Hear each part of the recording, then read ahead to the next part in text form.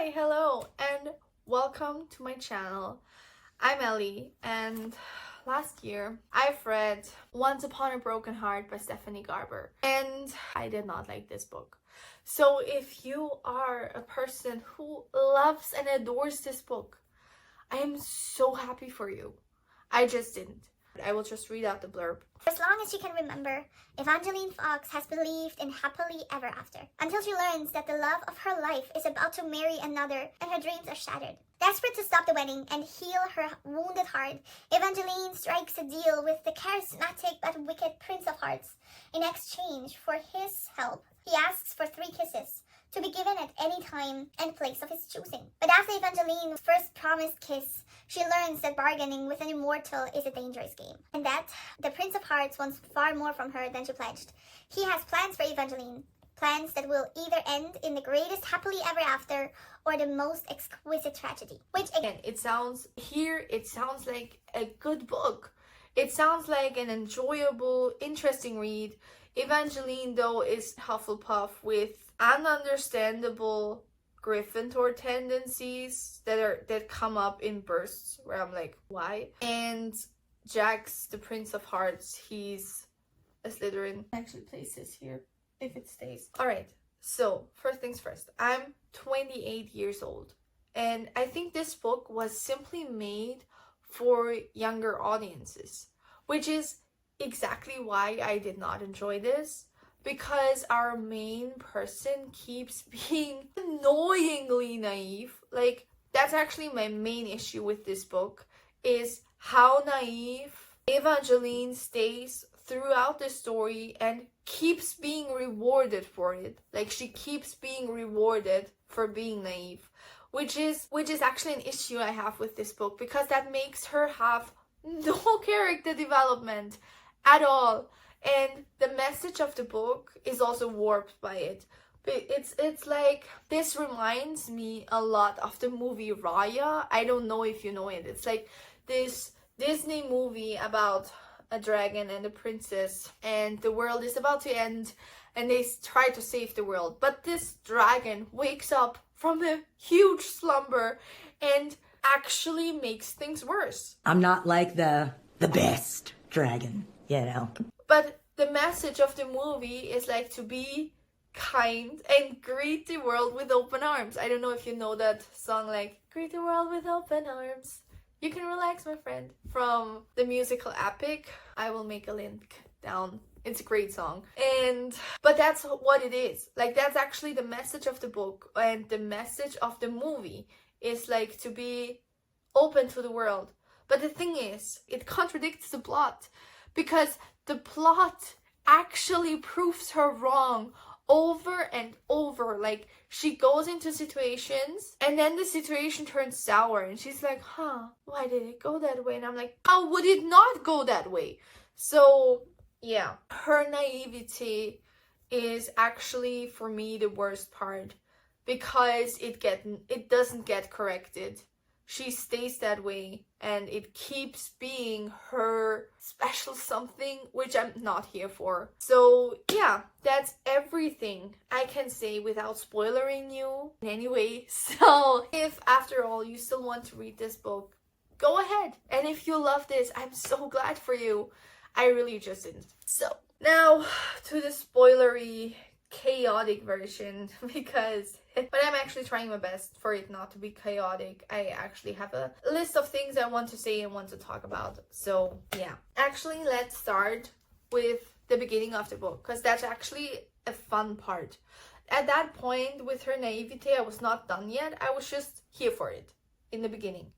So we have Evangeline is on the verge of having a mental breakdown. She's really desperate and finds the church of the Prince of Hearts, and she starts praying. Dear Prince. she started halting me. I'm here because my parents are dead. Evangeline cringed. That was not how she was supposed to start. What I meant to say was, my parents have both passed away. I lost my mother a couple of years ago, then I lost my father last season. Now I'm about to lose the boy that I love, Luke Navarro. Her throat closed as she said the name and pictured his crooked smile. We've been seeing each other in secret. I was supposed to be in mourning for my father. Then, a little over 2 weeks ago, on the day that Luke and I were going to tell our families we were in love, my stepsister Marisol announced that she and Luke were getting married. Evangeline paused to close her eyes. This part still made her head spin. I know how all of this sounds, but Luke loves me. I believe he's been cursed. He hasn't spoken to me since the engagement was announced. He won't even see me. I don't know how she did it, but I'm certain all of this is my stepmother's fault. Evangeline didn't actually have any proof that Agnes was a witch and she cast a curse on Luke, but Evangeline was certain her stepmother had learned of Evangeline's relationship with Luke and she'd wanted Luke and the title he'd someday inherit for her daughter instead. Agnes has resented me ever since my father died. I've tried talking to Marisol about Luke. Unlike my stepmother, I don't think Marisol, which is her stepsister, would intentionally hurt me. But every time I try to open my mouth, the words won't come out, as if they're also cursed or I'm cursed. So I'm here, begging for your help. The wedding is today, and I need you to stop it. So The wedding is like literally right now, and she's running around to get the Prince of Hearts to stop the wedding because that's her man. And she's convinced that this guy is cursed. And he's like, "Now that was a pathetic speech." 2 slow claps followed the indolent voice, which sounded just a few feet away. So yeah, that's how we get to know the characters. That's actually literally the first thing we get from Evangeline is her pleading her case with the Broken Heart Prince, which is fine. At this point, you're like, all right. They negotiate, and the Broken Heart Prince actually already tells her, like, if he really loved you, he would not marry another. But she's like, no, that's not true. He's under a spell. He loves me. This Jax person, the Prince of Hearts, he's actually a lot like Draco. So in my head, when I saw him, it was also Draco. It was always a Draco character because he's like this blonde, snarky kid. He's obviously Slytherin who keeps eating apples. So in a lot of fan fictions, like Draco eats apples because there's this one scene with the hippogriff. So it's Prisoner of Azkaban where he bites from an apple. So, but like that's why I always have like Draco in my head. So Jax decides to help her under the condition that Evangeline kisses 3 people of his choosing. Why not himself? Because it's rumored that the person he kisses is dying. So it's not going to be that way. So they strike up that bargain, and Evangeline is like, great, and runs to the wedding, which is actually, they already have like this reception part. I think they were about to be married right there.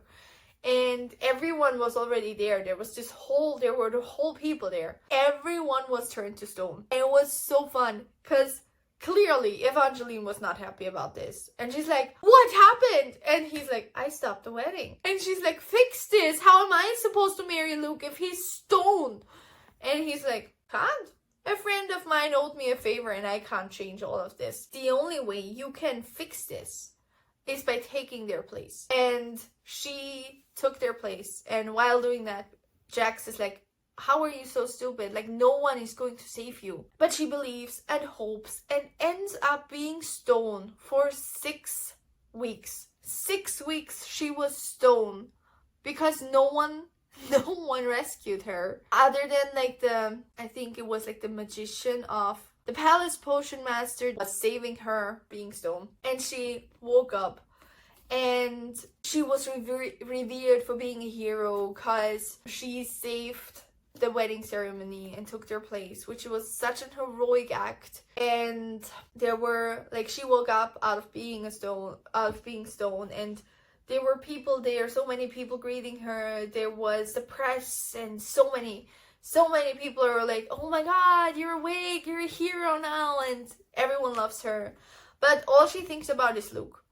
And she's like, oh my god, like, why is everyone here but not Luke? And that was also really funny. So there was a reporter, she just talked to a reporter, and Marisol, her stepsister, is like rescuing her from that. And Evangeline is like, Marisol, what's wrong? And where's Luke? Marisol shook her head. We shouldn't talk about this now. This is your happy day. I don't want to spoil it. You made me cake and saved me from the king of scandal sheets, which is the reporter. I think you're actually the hero. Marisol's eyes welled with tears, and Evangeline felt a knife twist inside her. What is it? Evangeline pressed. What's the matter? Marisol worried her lip between her teeth. It happened 4 weeks ago when Luke and I decided we'd try to get married again. they try to get married again when she was still stoned? This time, the knife inside Evangeline felt as if it were drawing blood. The news shouldn't have wounded her so much. When she hadn't seen Luke waiting for her in Poison's, which is the potions master, at Poison's laboratory or at the welcome party, she'd imagined that nothing had changed between them. But it still hurt to hear he hadn't even mourned her. That a mere 2 weeks after she'd been turned to stone, he'd planned another wedding. We thought I would be safe because the week of terror had ended. So after she took their place, a lot of shit happened. We actually don't know what happened. We just get told a lot of shit happened. But on his way to the wedding, Luke was attacked by a wild wolf. That's like being attacked in a major city by a wild wolf. Like, there are no wild wolves. No one knows where this wolf came from. The physician told us it's a miracle Luke survived. But I'm not sure he really did. He was badly mauled. Evangeline's legs lost their bones. She tried to open her mouth to say that at least he's alive. As long as he was still alive, it will be all right. But the way Marisol spoke, it was almost as if he were dead. He refuses to see me. I think he believes it's my fault. How could it be your fault? You heard Mr. Nightlinger, who's the pressed guy. Everyone in Valenda has been calling me the cursed bride. 2 weddings and 2 terrible tragedies with a few weeks. Mother keeps saying that it's not a bad thing, but I'm special because when the fates returned, which was the weeks of terror, I was the first to capture their attention. But I know I'm not. I'm cursed. Tears streams down Marisol's pallid cheeks. Until that moment, Evangeline had been fighting hard not to regret her choices. It might have been a coincidence that Luke had been attacked on his way to the wedding. Why? Why would this be a coincidence now? He had been attacked on his way to the wedding, but it seemed far more likely Luke's assault was not just the work of a wild wolf. You're in a city! Why would there be a wild wolf? Assault was not just the work of a wild wolf. Jax had told her he'd stop the wedding, and he clearly kept his word. you know, the thing is, it actually turns out Jax had nothing to do with this. So her thinking this is actually going to be rewarded because he really did get attacked randomly by a wild wolf where I'm like, what? So yeah, her words had also stuck in her throat that day. She actually tries to tell Marisol now that she was the reason why she was the cursed bride. Like, this was not something she did, like which is Marisol's fault. It was Evangeline's fault from making that bargain with the cursed prince. And she's actually not able to say it.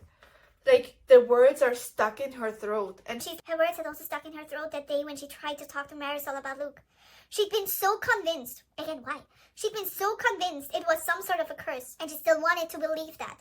But Evangeline could no longer ignore the possibility that maybe she'd been mistaken. Maybe the real reason Evangeline had never been able to talk to Marisol about Luke wasn't because of a spell. Maybe it was fear that had paralyzed her tongue.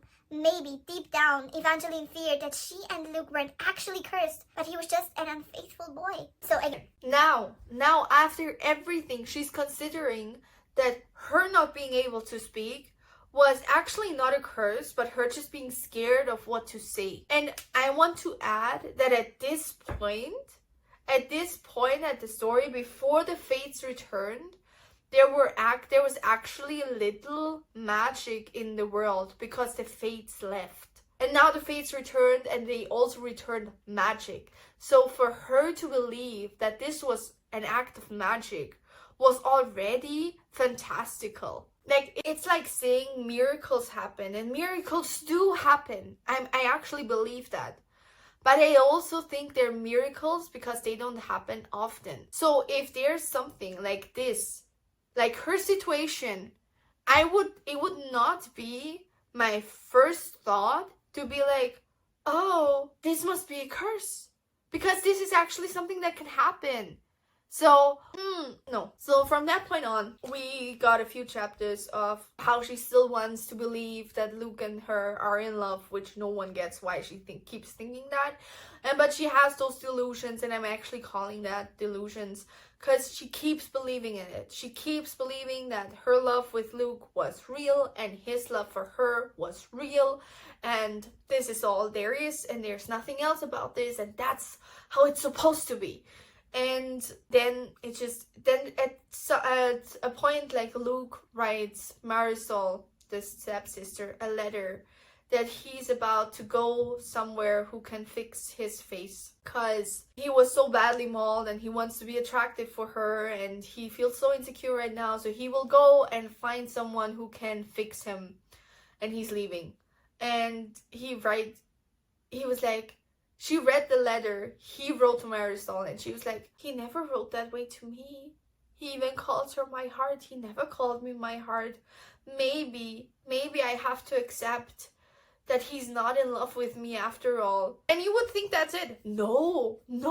She actually runs to his house to check if he actually left. And she would peek into his house and see that there are like sheets over the furniture. Like, they have not been dating for years. They have been dating for 6 months. Like, I get the betrayal, don't get me wrong, but like, she's just really being delusional, and she's not handling this situation well at all. So then we get a message from the queen, because Evangeline at this point is like a big hero. Everyone knows and loves her, and the queen is asking her to go to the north to the crown princess event, where he's supposed to find a bride that he's going to marry and be with, and as long as he doesn't have a bride, he can't ascend the throne, which is like a northern custom, whatever. She goes there because she's the hero of this realm right now, and that's why she's sent there. The royals of her country have like a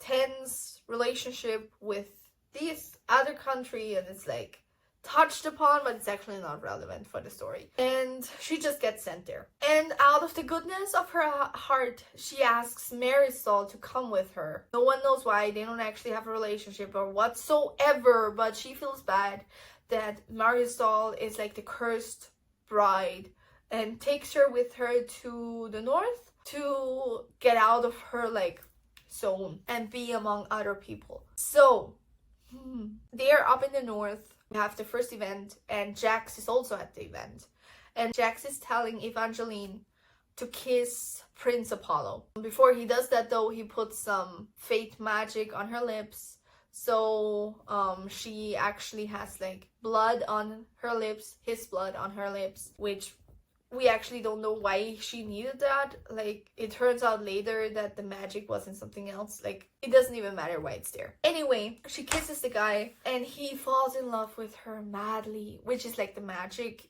Jax put there. So in the end, Apollo chooses Evangeline for his bride, to be the bride. And she starts feeling guilty, but she also revels in the love he shows her.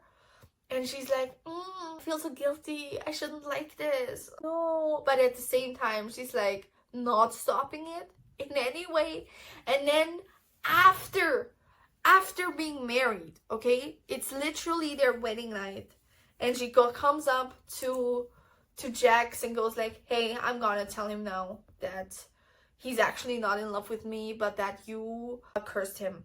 And I'm gonna tell him the truth now. And Jax is like, you're being stupid. If you do that now, he will not be grateful for that. Like, why? You like it anyway. Just be with him. And she's like, no. I feel so guilty. The whole engagement, I mean, it was a short engagement, but she enjoyed this. Like, I don't get why she has to do this now. Like, she could have done this before the wedding, but she did this after the wedding. Literally on the wedding night. They're supposed to sleep together now and consummate their marriage. And before they do that, she's like, just so you know, this is actually what happened. And he, of course, is upset. And she gives him some wine while talking, she hands him wine.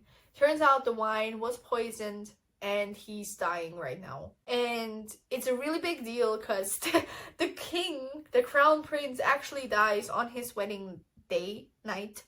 So it looks really bad for Evangeline, and she gets thrown into the prison. And Jax comes and rescues her out of the prison, and she's just crying all over the place how sad she is. And they actually figured out what kind of poison it was, because Evangeline kept crying so much that this could not be an actual reaction to the situation right now. Which I'm like, her husband just died. How is this not an accurate reaction? But sure, her amount of crying was not normal. And Jax brought her out of the castle and tried to fix the situation. And during the whole engagement process, another part of the plot started. It was already mentioned. But our dear Evangeline is quite special. Not just because she's really naive and open-hearted, but also because she has pink hair, like an anime character. So Evangeline is actually part of a prophecy, which we learn while she's in the north. And we learn that Jax is actually using her for that. Like, that's actually what Jax wants from her, to actually, like, make the prophecy come true. So he needs her for that. It's about the Valerie Arch, which contains something. No one knows what it contains. It could be like monsters, riches, or whatever, but they want to open the arch, and Evangeline is the key to do it. During them fleeing, they stumble upon Luke, who actually turned into a vampire. Nobody knows why they're suddenly a vampire, but let's just go with it, which is actually a funny part. But again, just showcases our dear Evangeline being highly annoying. So Luke just got to be a vampire. He's a freshling or something, what they call it. I think it comes later, the word again. A changeling. He's a changeling. And he is really, really new. It's his first night of being bitten, and he just drank blood. And they're all caged. There are a couple of changelings in this weird room they're in. And Luke is trying to get Evangeline to open the cage so he can get out. So, I will just read this to you because it was so ridiculous, which is, there's so many things I have to tell you, Eva, but I need you to help me out of this cage. If I don't escape by dawn, they'll kill me. Why are you even here? She breathed. Little Fox, Jack said, we need to keep moving. He'll tell you whatever he needs to get out of that cage and take a bite of you. No, I would never hurt you. Luke's voice was harsher than she remembered, desperate. Eva, please don't leave. I know you must be terrified, but I won't bite you if you let me out. I don't want to be a vampire. I only came here because I was told that vampire venom was the most powerful healer in the world, and it would erase all my scars and wounds. That's all I wanted, to be healed. But Luke wasn't a vampire yet. Eva, Luke pleaded. What do you have there? That? Okay. Eva, Luke pleaded. I know you had every reason to hate me. I know I broke your heart, but I was under a curse. Jack's grip on Evangeline's wrist slipped. Did you say curse? So, again, we have this moment where she again gets confirmation for her delusions. Why? Who would have thought he was under a curse? That makes no sense. Jack's grip on Evangeline's wrist slipped. Did you say curse? What kind of curse were you under? She asked. I didn't realize it until tonight. Until the vampire venom was in me and suddenly my head cleared. I can't describe what it feels like. All I know was that your stepsister was all that I could think about. She was the reason I came here. I needed to be perfect for her. After I got mauled by the wolf, my scars weren't sexy scars. He just said sexy scars, trolled Strax. Are you really listening to this? Evangeline hissed. No. Like, of course, she ends up opening the door and the vampire is coming for them instantly. Like, he didn't even hesitate. He just straight up like jumps for her, and Jack steps into them, and the vampire bit him, and he killed the vampire. And she's like, you killed him! And he's like, he bit me. But she was still angry that he killed Luke. Where I'm like, girl, why? And then instead of leaving Jax alone, who now has to actively fight against the vampire venom in his body, she keeps staying with him, and he's like, oh my god, Evangeline, please leave. You're making this so much harder than it has to be. And he's like, I'm not leaving you alone. And he's like, just leave. Like, she's a human. He wants to drink her blood, and it takes all his effort not to do it. And she's like, I'm not leaving you. Why are you not thinking? Then after the night ended, he managed not to drink any blood, so he should be fine after like the first sunrise and him not drinking blood. All of this is like a non-issue anymore, and he just gets really tired because he used up all his strength and capacity for this night not to bite Evangeline because she was being stupid and stayed there in the room with him. And now Evangeline actually finds his, like, Jack's apartment due to sheer luck. No one knows why she stumbles upon this, but she stumbles upon this. And there she rummages and snoops around everything, and he doesn't realize because he's sleeping. She's like, oh my god, he has this story I always want. He actually has 3 copies of this or 4 copies of this, and there's a magic book with spells and potions. Let's see what's there. And then she finds the antidote for a love potion. Why does she need that right now? Marisol, her stepsister, who's still at the castle, actually made a love potion again for the crown prince. Brother of Apollo is about to marry Marisol because of the magic, okay, of the spell she used. And Evangeline is like, oh my god, the poor prince, he's had it again. Like, Marisol did it again, I have to rescue him. And she makes this antidote. She's a wanted person for Apollo's death. And she's like, you know what? I'm just gonna walk into the castle and put the antidote into the prince's room. And she thinks it's gonna be fine. Again, no one knows why she thinks that. Like, why does she think it will be fine? It makes no sense to me why she thinks that. But it's her true belief, and it actually works. This wanted person strolls into the castle and manages to go into the prince's room and place the antidote there. And upon walking out of it, she actually stumbles upon Marisol. And that part I will read again because that was really funny. It was again a real Evangeline moment where they have like this talk. Marisol takes her into her room right next to the prince's room and is like, oh my god, Evangeline, I was so worried about you. And then Evangeline confronts her and she's like, hey, I talked to Luke. It turns out you actually did poison him. And then she's like, no, yes, I mean, I did poison Luke. I'm so sorry. And I was just so jealous. I didn't curse the prince now. Like, this prince really does love me. And I'm so happy right now and stuff like that. All right? So she just poured her heart out, saying that she's actually guilty, but actually also saying that she's happy right now and stuff like that. All right, and now we have this. You're not the only one who was jealous, Evangeline confessed. I was so upset and hurt that you were marrying Luke. I prayed to the Prince of Hearts to stop your wedding. You what? Marisol's spine stiffened and her shoulders straightened. I didn't think he turned you to stone. What did you think would happen? Marisol spat. The words hit like a slap, stunning Evangeline. Why?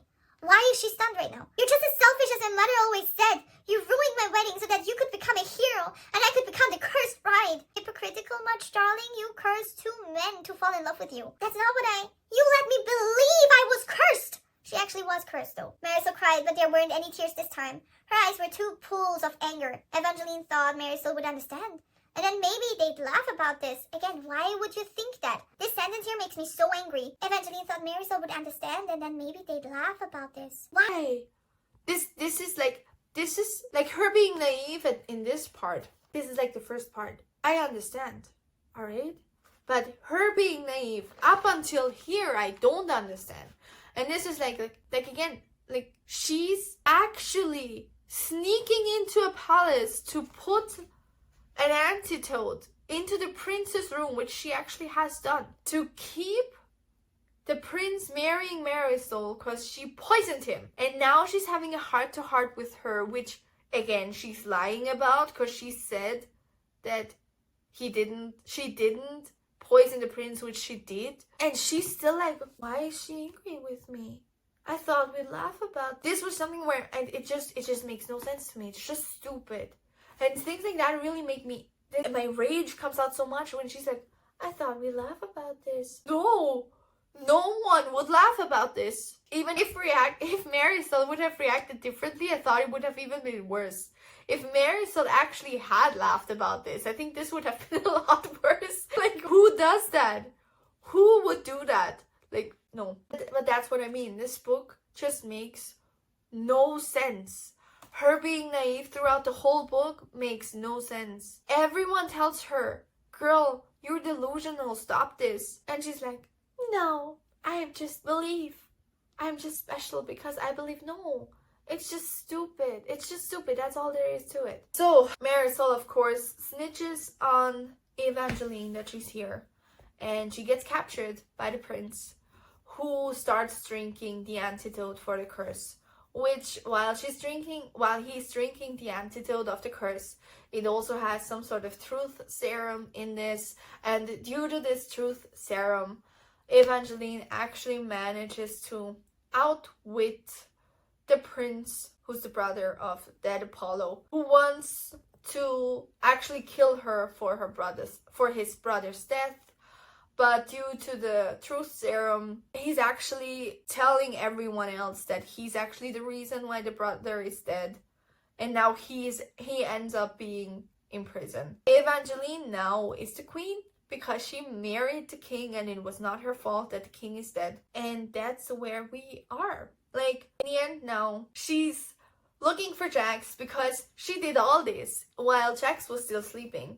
So she sneaked out and is like, oh, I'm gonna be back by the time Jax is awake. And now she's actually queen right now. And she's like, oh, I hope Jax comes back. Jax comes soon so I can talk to him about all of this. And then she finds out that Apollo is actually alive. He's like in a coma. And she starts thinking that maybe Jax did all this to manipulate her into helping him. So that's actually the whole book. That's all of it. That's all the plot lines, all the things you can know about this book. You're really up to date. And I hope you guys understand why I'm not a fan of this, because it's just really childish and naive. And the message of the book is just a bad message. Like, yeah, keep hoping and believing is not a bad message in itself, but if everything points against it, why would you still do it? Like, yeah, she kept an open heart and took the place of the stone people. But then she was a stone statue herself for 6 weeks. No one rescued her. Everyone else could have also took her place, but no one did. Or with the vampire. She believed the vampire. No one knows why. She believed the vampire and she almost got killed for it. Again, like, why? Then she believed in her sister and her stepsister, and she almost got killed for it. And then the message of the book is like, yeah, but in everything I believed in, I was right. Why though? Why? Why not make her have an actual character development and be like, okay, girl, believing in the good of people and believing in fairy tales is nice, but there are limits. And I mind that she just keeps being reinforced in her bad ways by the book itself, which is actually the main reason why this is a bad book for me. So yes, my book rant is over. If you, after all of this, still want to pick up the book and read it, have fun, enjoy, just be aware that she's annoying. And if you end up loving the book, I'm so glad that you do love the book. I wish I would have loved it too, because there's nothing worse than reading books you actually hate. So yeah, thank you for listening. Bye.